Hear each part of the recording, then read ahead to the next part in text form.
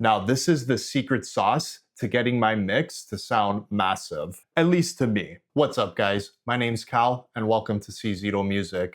Today's exciting because this is the start of a new series I'm launching on the channel called Riff Process. Lately, I've been pushing myself to write and post original riffs to the channel, which has helped improve my songwriting. It's also been a ton of fun, and it's forced me to expand my creativity. I've also been thinking about the direction of this channel, which is what led me to start this series. Riff Process is going to consist of breaking down an original riff of mine and taking you through the creative process behind it. How I wrote it, what inspired it, what plugins I used, how I mixed it, and all that good stuff. I've been really inspired by watching everyday musicians share their recording process and creative journey, even outside of metal. So if any of this sounds interesting to you, stick around and maybe hit that subscribe button. So the last riff I wrote was the drop D riff, and that video was called The Most Overlooked Drop Tuning in Modern Metal. In case you missed it, I'll leave a link to it down in the description and a card up here. I initially wanted to write a riff on my Gallagher guitar, but that's currently at the shop getting a setup.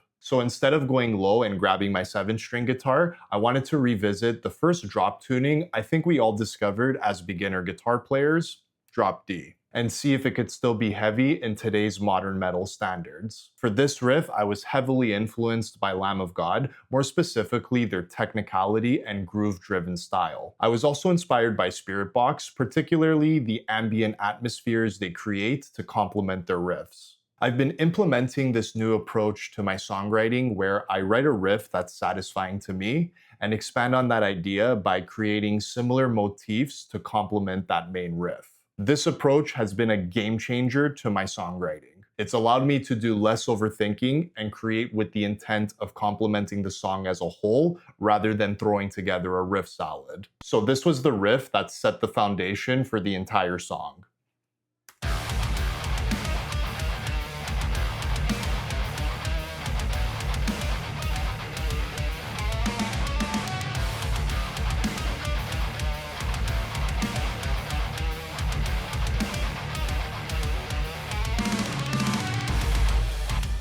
After that, this idea flowed into this riff.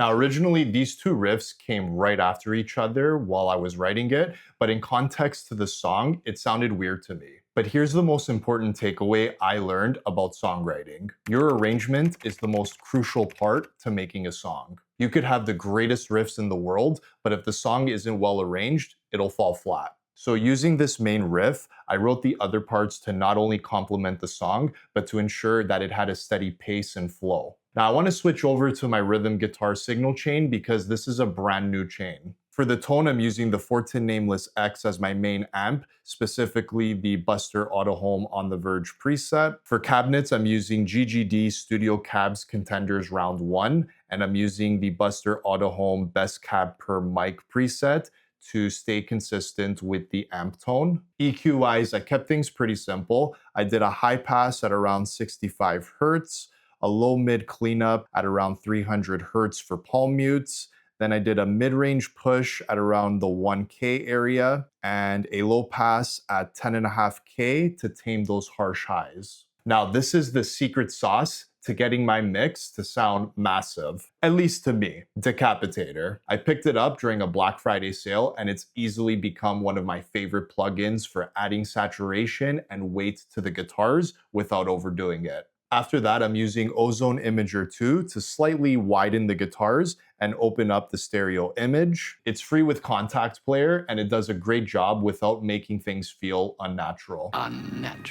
And lastly, I'm using the Reaper compressor with a factory distorted guitar preset just to keep everything controlled. This updated chain has made a massive difference in all my recent recordings and mixes. This song was recorded using my Ibanez SA120 series with Seymour Duncan Jazz and JB pickups. I have an entire video dedicated to the modifications of this guitar, so if you're interested in that, I'll leave a link to it down in the description as well. I'll probably have to tweak the settings in the signal chain when I start using my 7-string Solar or Balaguer baritone, which I'm super stoked for. I'm really enjoying the process of fine-tuning these instruments for different guitars, especially because of all the nuances and subtleties each instrument has. But I hope you learned something that you could take away and apply to your own writing and recording process. If you have any questions about the gear, guitars, or the writing process, I'd love to chat about them down in the comments,